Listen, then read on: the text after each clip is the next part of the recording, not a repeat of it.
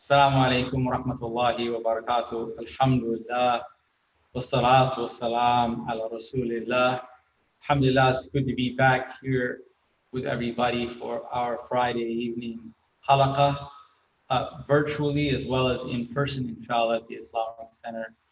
And we're going to be starting up some new programs, inshallah, for this coming autumn, inshallah, after the Labor Day weekend, inshallah ta'ala.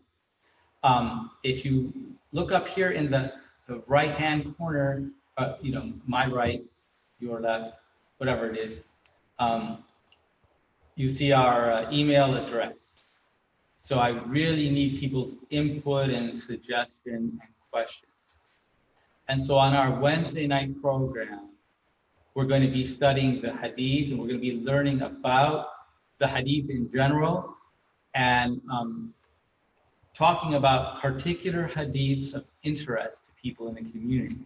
So if you have questions about the hadith, about the sunnah, send them to the email address, inshallah, and we will include that in the program.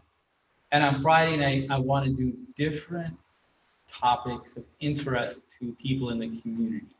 So I would really love to have people's questions to answer, or subjects that they're interested in, or once again, anything in Islam they have questions or would like to know more about. And so please email me there at imamicva@gmail.com, inshallah ta'ala, so that we can make it inshallah, more responsive to the needs of our community, inshallah ta'ala. Tonight I want to just talk briefly about some aspects of community leadership of the servants of Allah Ta'ala, Ibadur Rahman, the servants of the most merciful God, as Allah Almighty explained to us in Surah Al-Furqan, chapter 25 of the Quran. And Allah Almighty describes the servants of the most merciful God, Ar-Rahman. And to remind everyone, the verses of divine authority, that Allah is exalted above the throne, above the footstool, above the heavens and earth in authority, use the name Ar-Rahman. That Allah Almighty created everything in this world in divine love and mercy, and sustains it every moment of every day till the end of the world. It's sustained in the rahmah, in the divine love and mercy of Allah Ta'ala. And so the source of divine authority is the source of divine love, forgiveness, and mercy. And so Allah Almighty describes in this chapter characteristics of the servants of Ar-Rahman. So they are the servants who have authority, who represent Islam, who represent the purpose of Allah Ta'ala in the earth, and they're described in terms of humility and moderation and wisdom in their words and deeds. And I particularly want to read verse 74 tonight. وَالَّذِينَ يَقُولُونَ رَبَّنَا هَبْ لَنَا مِنْ أَزْوَاجِنَا وَذُرِّيَّتِنَا قُرَّةَ أَعْيُنٍ وَجَعَلْنَا لِلْمُتَّقِينَ إِمَامًا. They pray, our Lord, grant that our spouses and our offspring be a joy to our eyes, and cause us to be a leader, imam, among the righteous. So those people who are leaders of the community, who are the servants of Ar-Rahman, of the most merciful, who are walking humbly in the earth with wisdom and moderation, their prayer to their Lord is that He should grant as a gift that their life of worship and service should be passed down. They're not simply thinking of themselves, but they're thinking, after I go, my family, my spouse, my kids, my grandkids and my community will carry on after me, inshallah ta'ala.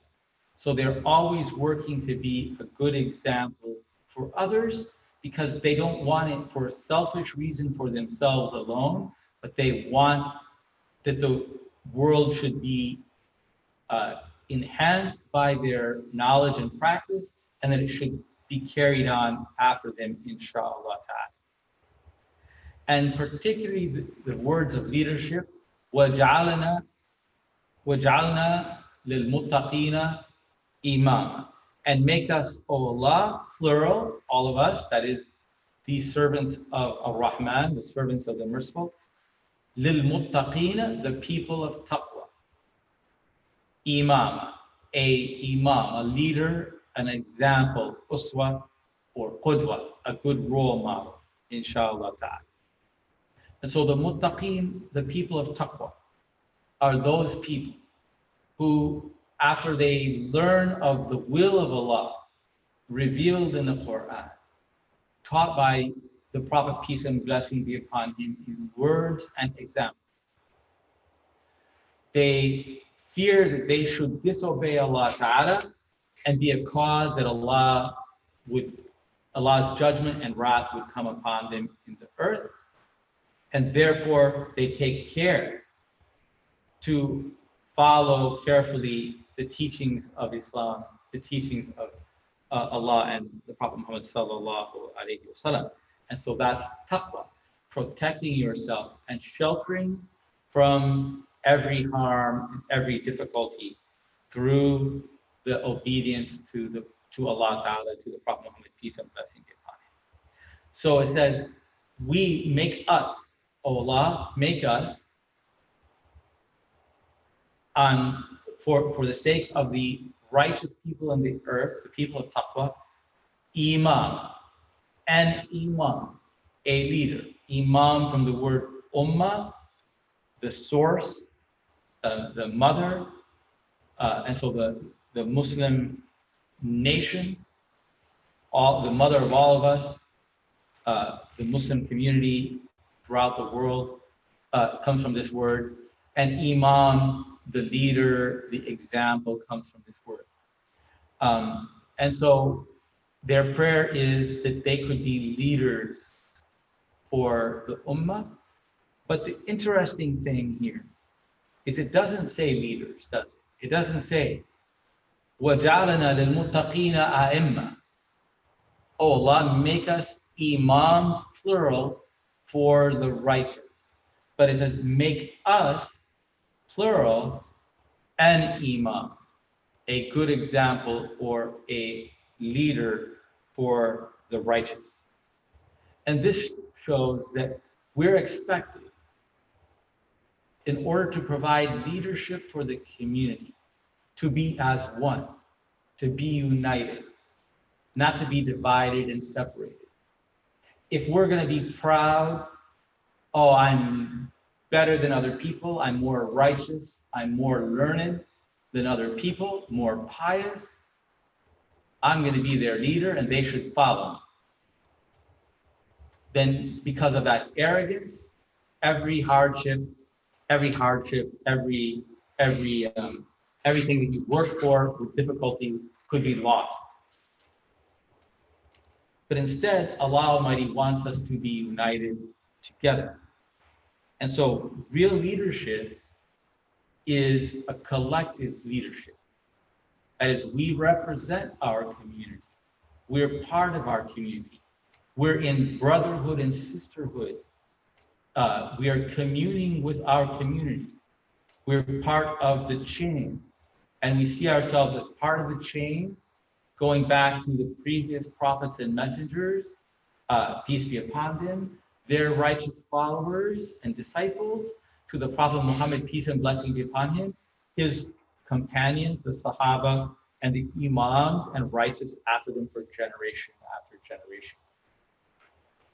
So humbly, we see ourselves as a small part of that. If we see ourselves bigger and greater and separate from the community and from the previous generations, as well as the future generations, then we can't actually be effective leaders for our community.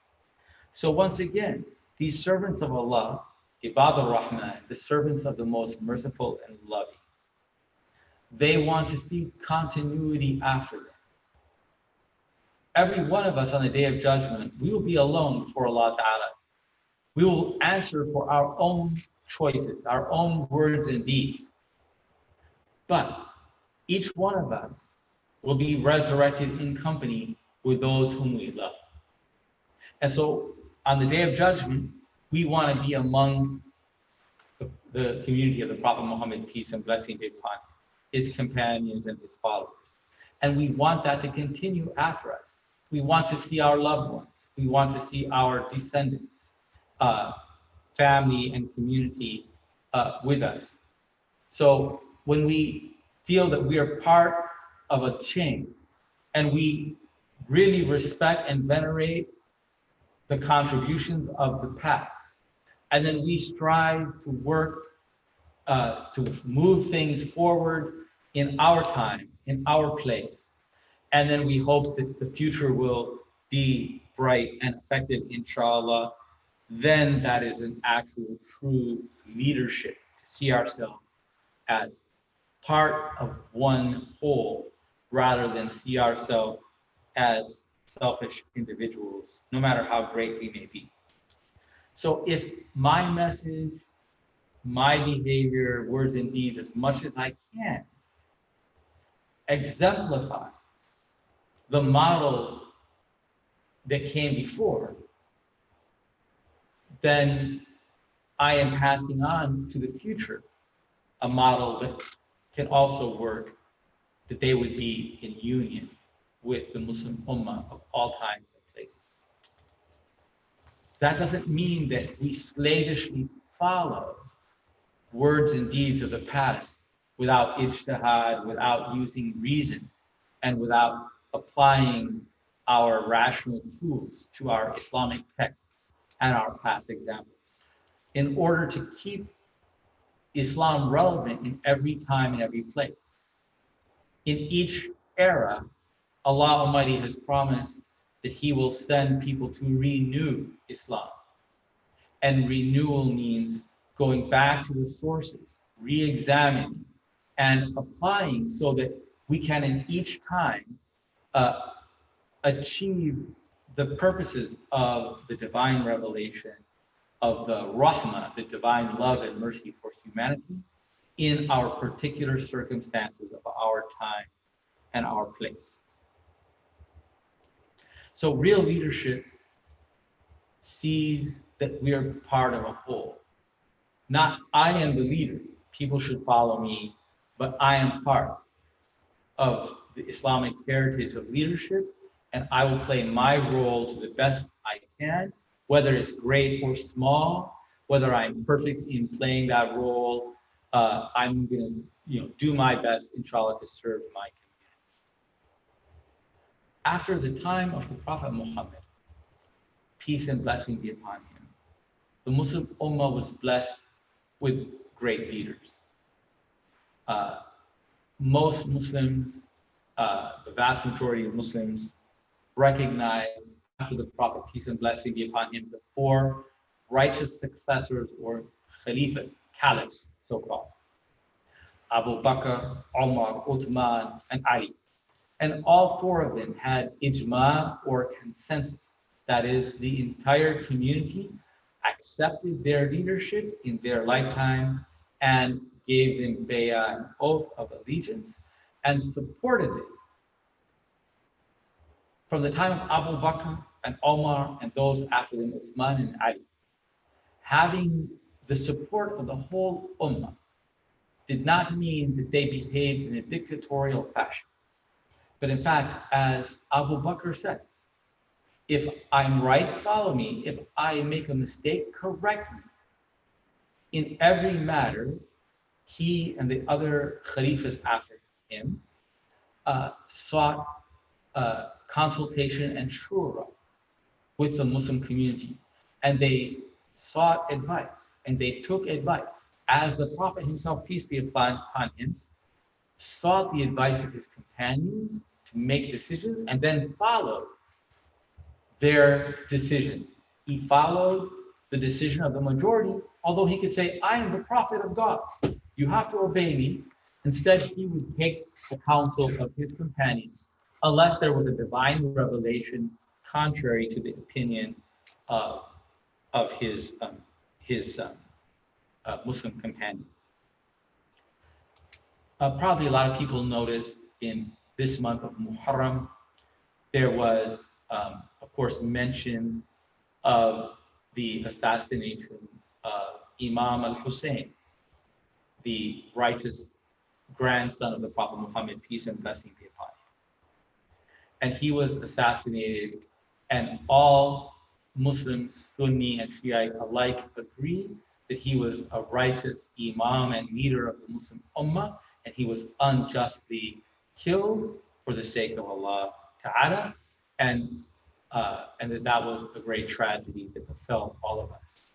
Before him, Omar was assassinated, and that was as Omar was the gate preventing the foothold and unrest. With his death, unrest opened, and it will never fully close again in history.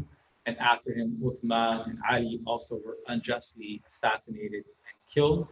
And all Sunni Muslims as well as Shiite Muslims agree that Ali bin Abi Talib is a righteous Imam and leader of the Muslims, and that he was unjustly fought against and unjustly murdered. After him, Al-Hassan, the older grandson of the Prophet Muhammad, gave up claims to be the Imam, to be the leader, in order to make peace among the Muslims, so that Muslims wouldn't be in civil war and bloodshed. So he was an extremely wise man, and he helped unite the ranks of Muslims, and so we all consider him to be a great Imam and leader of the Muslim and a righteous descendant of the Prophet Muhammad, peace and blessing be upon him. And following his death, in a time of great oppression under the leadership of Yazid ibn Muawiyah, Imam al-Hussein sought to establish leadership and service for the Muslim Ummah, and he was unjustly killed.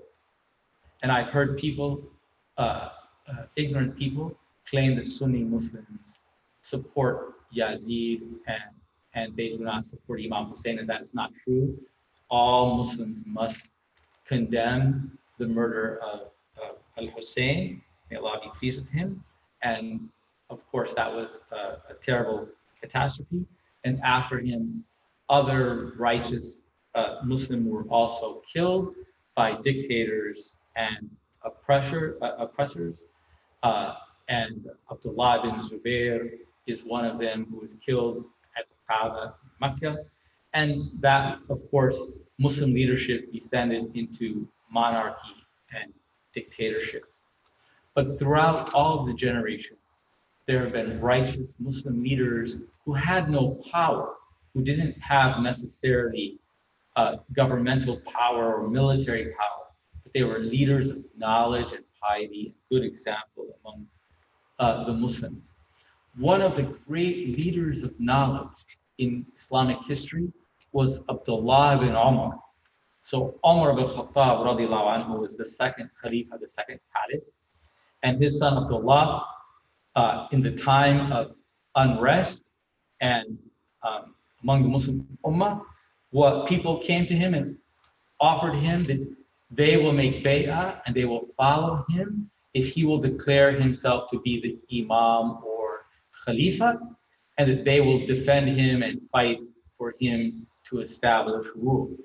And of course, had he become the ruler, he was one of the greatest scholars in Islamic history, one of the great scholars of the Sunnah of the Prophet, peace and blessing be upon him, a man of great wisdom, but he is especially well known for very carefully, punctilious observance of the sunnah and practice of the Prophet Muhammad, peace and blessing be upon him. But he refused any claim of leadership for himself. And his father forbade him from seeking leadership. And he said it's enough that one of the family of Khattab should have this burden on the Muslim Ummah. He didn't want that for his family, for his children. And Omar knew that because of the love of people for his father and their love of the sunnah of the Prophet, peace and blessing be upon him, and the Islamic knowledge, that they would truly defend his claim and fight on his behalf. But he didn't want there to be any bloodshed on his behalf. And he said, Wallahi, I swear by Allah, by God, I never wanted to be offered leadership to me. For 70 years, I never sought such leadership. I wouldn't want even a single person to be killed on my account. And so, like Imam al-Hassan before him, he tried to make unity among people, to reconcile between factions, and not to seek a position for himself. Although, without doubt, any reasonable person could see that he would have been a great leader and that having him in authority would have been a very positive thing. He saw that unnecessary killing and bloodshed among the community was not in the interest of anyone. He did not desire that that should happen. So people everywhere are looking for leaders of the kind of caliber that we have known in Islamic history. But we see that such leaders are truly very rare indeed.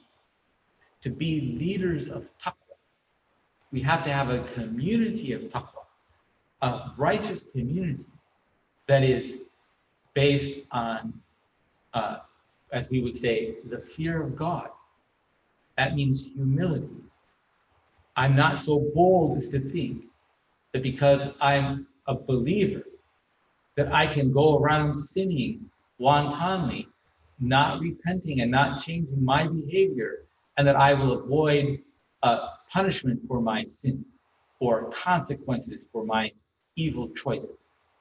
And so when we have a community of humility, of humble service, Ibadur Rahman, serving the most loving and merciful, then that community itself is a leader and an example, and it produces righteous leaders. But when we have a community of arrogance, people lack knowledge, and they think that because they are pious or a Muslim, or because they bow up and down once in a while in the mosque in prayer, that then they are granted immunity from prosecution, or that they can never be held responsible, then they don't produce those humble leaders. Instead, out of that arrogance, Allah brings from us leaders who are arrogant. Because we are not humble and not wise, we get leaders who are arrogant and foolish. Because we don't work hard in knowledge so that we can apply Islam in our time and place. With a great wisdom, we get leaders who are intellectually lazy, who don't want to do the work necessary. They want to have the frills of leadership, but don't want to bear the heavy responsibility. As we saw people of wisdom in the past turn down the role of great responsibility for the Muslim Ummah, although they were highly qualified to do that and ideal for that role because of their humility and their piety. So now we see people seek out roles of leadership for which they are not prepared, which they're not willing to work for, and they feel that when they're granted these roles, that it proves their superiority, and that once again, they're somehow above the fray, and that they are beloved and chosen of God, and therefore they are not held to the same standard as other people, but they're let go to do as they will out of their own ignorance and foolishness. And so, looking at this verse, we see that true leadership means that I see myself as one small link in a chain going back in time in the previous generations and extending, inshallah, God willing, to the future generations as Allah wills, and that I see and I pray that we will be an imam, a good role leader and model for all those future examples, and that by seeing that, thinking that on my deathbed, I could have an assurance that my community was well and that I had left behind young people to lead the community and train them and giving them opportunities for service, and that educated my children and my community's young people, and then I could pass on and feel that I was leaving the community in good hands, then that would be qurat ayun. That would be a rest for the eyes. That would be make you feel at peace with Allah because your community was doing well. And so nobody would want to be a righteous person who loves their religion, loves their faith, and then on their deathbed, they knew that their spouse, their descendants, their children had denied that faith or rejected it or were not living according to the best that they could do, their understanding and practice of the religion, then instead of being at peace, they would feel troubled in their heart. So Qurat Ayun means that it's a rest for you as an elderly person, very tired after a lifetime of hard work. They can sit and relax and look at the future generation, the small children playing and being at peace and being well provided for. So they feel content. So we wouldn't be content as leaders. That, oh, I'm really great and I've done great things, but then I leave behind a community that's lost. And so our number one problem today is that the elder generation seems to lack concern to provide a future leadership after their time. Many of our leaders who are in their 70s or mashallah, beyond that in age, in 80s and beyond that even, and they've done great work. They're pioneers who worked hard for our community. But many of us are not working hard to bring young people into leadership, young men and young women into leadership roles in the community, training them and giving them benefit of our wisdom and experience, giving them opportunities for learning and getting advanced skills that they can use to serve our community in the future. And so what I see is if we are truly leaders for the sake of Ar-Rahman, the most merciful and loving God, we will feel content that we are leaving behind a community that is firmly guided by knowledgeable, experienced young leaders who can interpret Islam and apply it in future scenarios that are perhaps beyond our imagination, because we have given them those tools and, more importantly, those examples.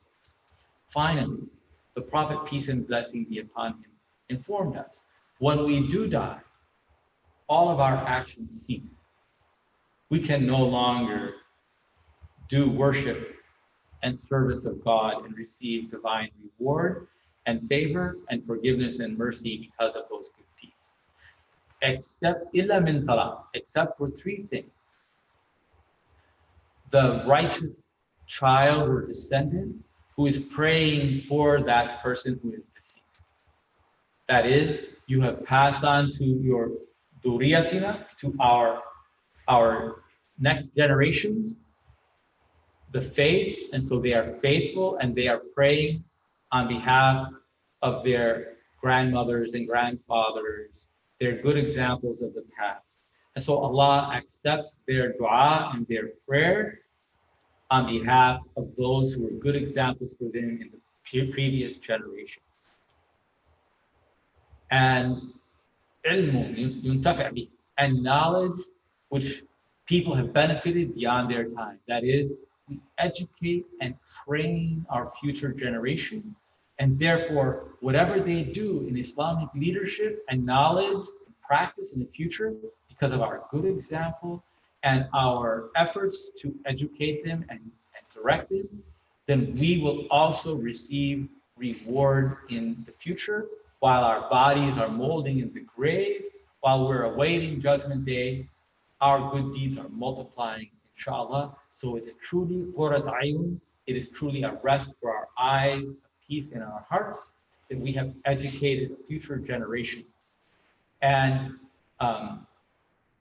sadaqatun jariyah, that is a continuous charity that we use our wealth to establish mosques, schools, and charitable institutions that will continue serving the community after us. And so all of the good works that are done in those institutions, everyone who contributes to establishing those institutions and financing them and establishing the leadership core and guidelines that they will be prosperous and successful in the future, then also the benefits and divine reward and mercy accrue to those people in the future and to those of the past who have established and contributed to those institutions. May Allah Almighty make us among them.